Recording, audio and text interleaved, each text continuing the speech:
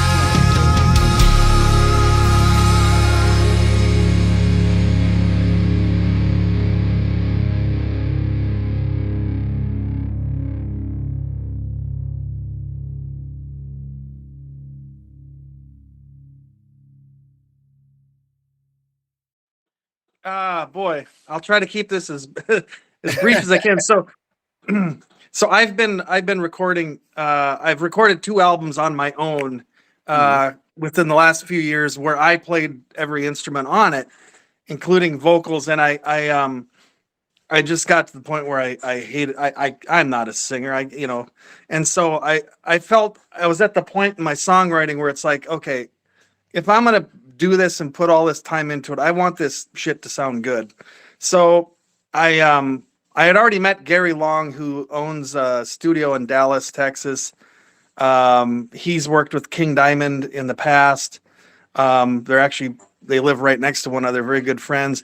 And it was Gary that hooked me up with Matt Thompson, who is King Diamond's drummer. Yeah. Who also lives right down where they live. And so I got him on board, and then it was Matt that actually hooked me up with the singer, his friend Androo. They were in a band together, which, by the way, you should check these guys out. They're called Shaolin Death Squad. Shaolin Death Squad.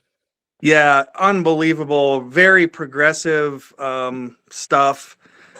Just some great stuff. But anyway, and then I had already known Michael Harris, the lead guitar player, from again, a good friend of Gary's.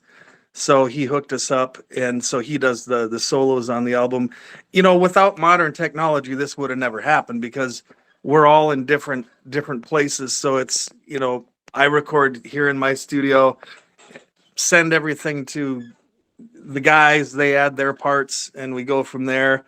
But I made sure that even though I write everything, including the lyrics and the everything, but I make sure that, these guys are pros. So when I send a song to Matt for drums, I mean, he's free to do whatever he wants to do. So he adds his personality to it. And then same thing with Androo. Even though I have lyrics and vocal melodies, he's brilliant. And so I just tell him, do whatever you feel is right. And it's awesome working with those guys. So. Oh, cool. So who came up there with the name then, Crucial Velocity? That would be me. And so it's obviously it's a nod to a Clutch song on the Earth Rocker album by the same name. And I remember, I'm not a massive Clutch fan, but a little bit. I love that album, especially Earth Rocker. But I remember when I first got that album, it's probably 10 years old by now. But I remember thinking, God, that'd be a cool band name.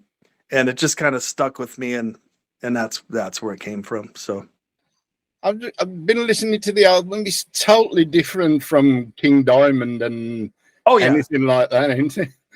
Oh, totally. Yeah. I mean, there's some. You'd have to listen pretty close as far as to hear influence as far as that.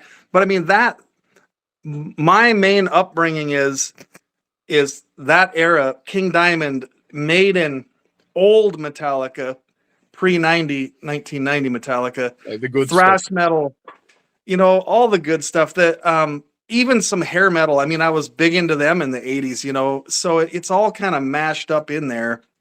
So, and that's just like, it's funny because I ask people sometimes, like, what do you hear? Like when you hear whatever song, one of my songs, what does it sound like? And I'll get weird, like, oh, that sounds like Styx or something. I'm like, what? I never listened. I mean, I know of Styx, but I'm not a Styx fan. But yeah, there's just so much in the mix, like in my head from years of listening to music, that's just what naturally comes out. I just trust my instincts and whatever. But it's definitely, if you could classify it, I would say it's more of a classic metal sound, like a classic 80s metal sound. To me, that's what it is anyway.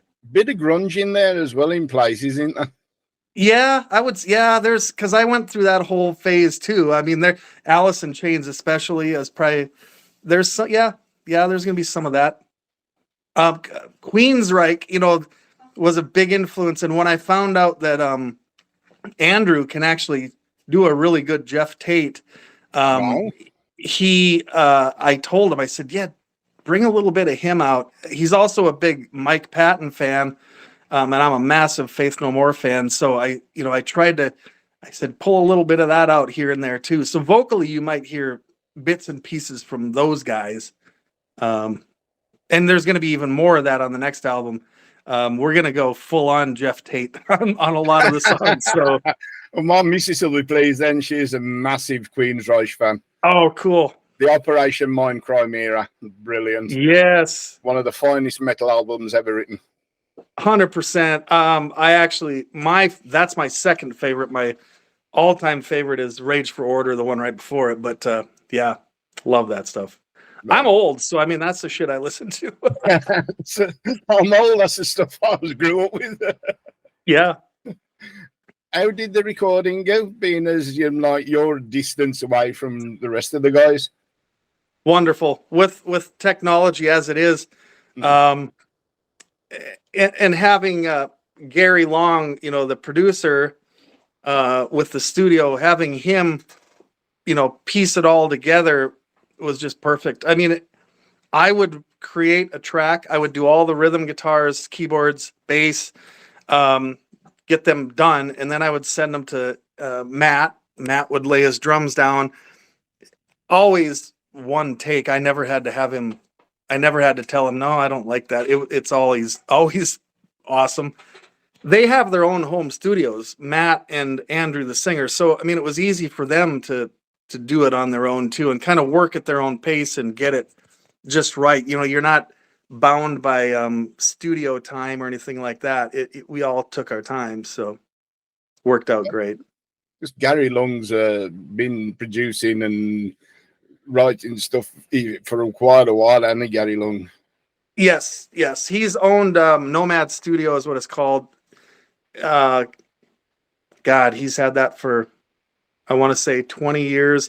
And if you look at the last, he's worked with a lot of people, but the last King Diamond albums that were done back in like 10, 15 years ago, Gary, they did all like 3 or 4 of those last few. So, yeah. Oh, so he's worked with the other King Diamond guys before then? Yes, Matt. With Matt, and then he's good friends with King. And the cool thing about Gary is he doesn't just do this on you could do this all on Pro Tools if you wanted to. Yeah. But his studio actually has all the really good tube-driven outboard gear for mastering. So he mixes it on Pro Tools, but everything is mastered through his rack of amazing gear. So I mean, it still gives it a little bit of that vintage sound, I think. Yeah. And I didn't want that. I want that. I don't want a super modern. I love modern stuff, but so much of the drums, especially, just is so over processed.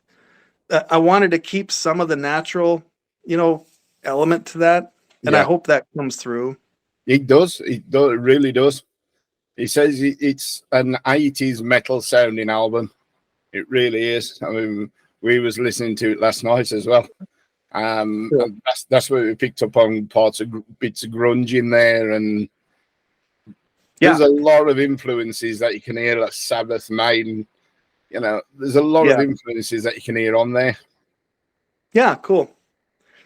Yeah, and that's what I hope. My goal is I don't want somebody to listen to it and say, "Oh, God, yeah, that sounds just like so and so." I mean, bits and pieces here and there, yes, but as a whole, it's just a big melting pot of a lot of stuff. So, who was your major songwriter in it? Me. You. Yeah. You write about some weird stuff. I mean, it's kind of dark. Well, yeah, I mean, I was listening to Illium. Yeah. And it's about dissection of a human being. Correct. Yeah, so my other job, my real job, I'm a physical therapist, or a physiotherapist, as you might call them. So, I had this opportunity to go to this course in Buffalo, New York, where I literally spent 2 entire days dissecting with a group of other people a human being that was untouched. I mean, it was a body that was whole when we started, and by the end of day 2, it was incredible. It was eerie. Obviously, it's really unsettling. Even when you're in the profession, it's still I don't know. Anyway, that song, I literally wrote a lot of that lyrics to that song were written on the airplane back home afterward. It affected me so deeply that that song practically wrote itself. And yeah. Yeah, well, we was listening to it, and you know, when you go through the lyrics after, and yeah, this is about cutting people up. Yeah, and if you didn't know that, you might just think it's some No, sort of a love letter to a past girlfriend or something yeah, kind we of don't know what weird. it was about until I started going into the lyrics. Yeah. Yeah, and if you see the video, I don't know if you've seen the video for it, but No, not yet. okay, it's this is so bizarre, but I this is just through internet connections how you just fall into things, and this is one of those things where a guy on Facebook that whatever approached me about it. He put it on his Facebook page or his YouTube channel or whatever.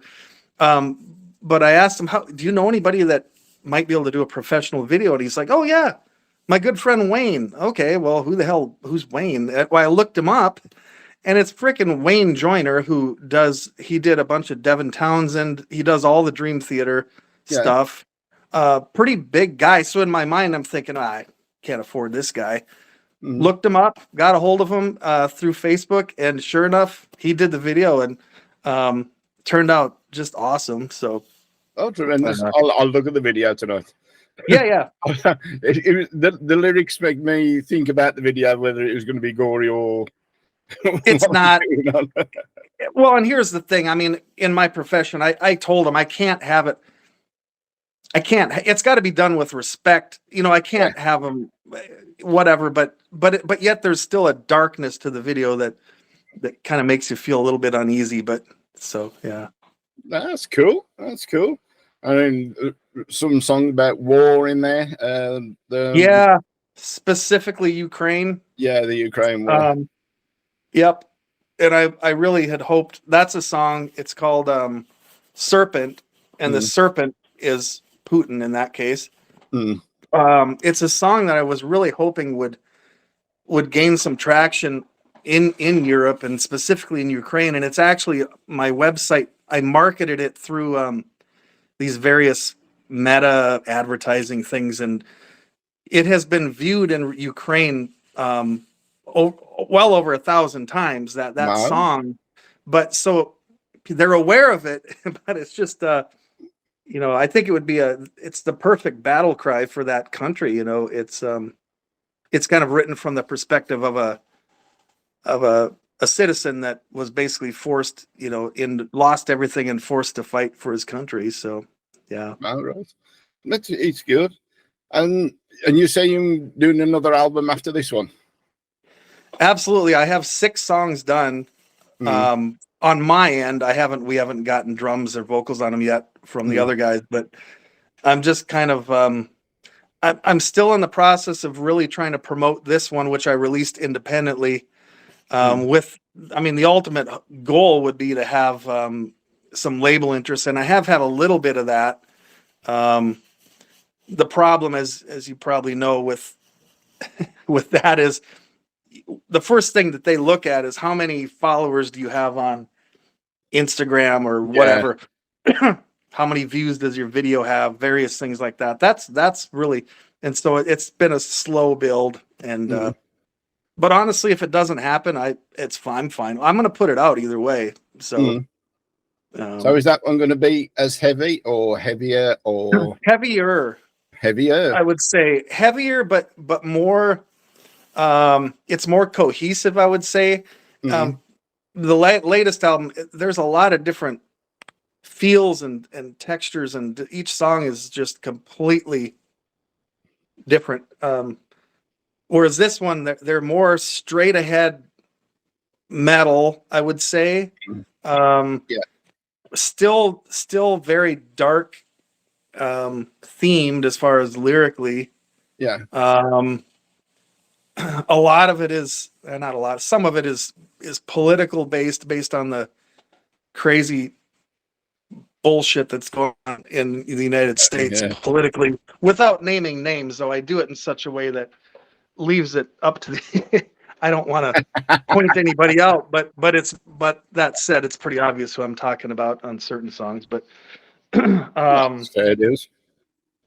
yeah, and like I said, and the cool thing about this, the new batch of songs is they're 100% written for Androo. So like when I'm coming up with the vocals and vocal melodies, it's stuff that I could never sing. I'm creating it for his voice, and so it's going to be, like I say, a lot more higher range stuff, more Queensryche and maideny kind of stuff that he can do and I can't, and there's going to be some cool.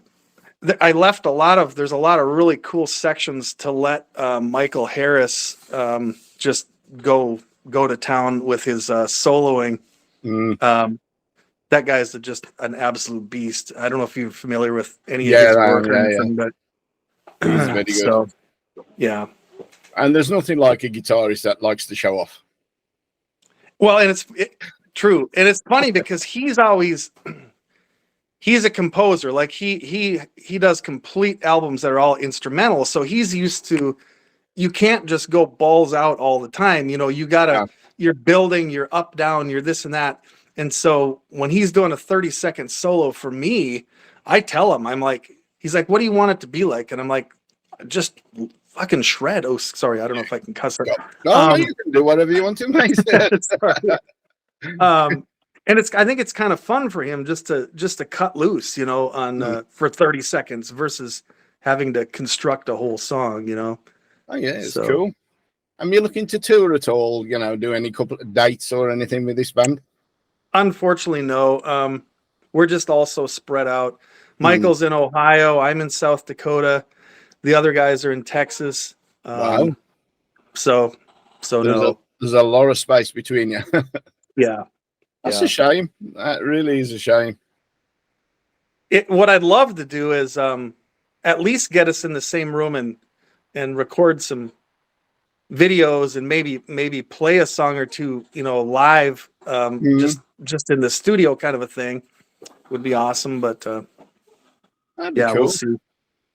And what about yourself, Nate? You got anything in the pipeline that you solely am doing?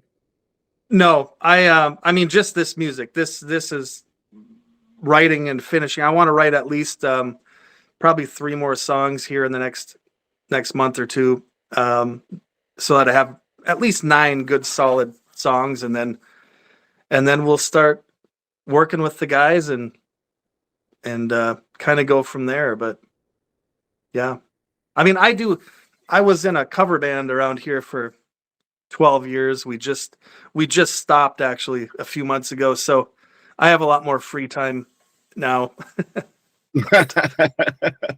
A cover band doing what? Doing rock. I mean, just playing bars. All right. I mean, it was fun. We didn't do any originals in that band. It was just a bunch of old guys just having fun. But it's best thing to be, any, you know, you get out there, enjoy yourselves. That's the whole thing. Absolutely. It's good. Is there anything you want to say to anybody out there in your fans or anything like that? Yeah, I mean, just give it a listen. I mean, you know, our website, you can go to, you can listen to every song on there to get a preview at the very least of what it's all about. Yeah,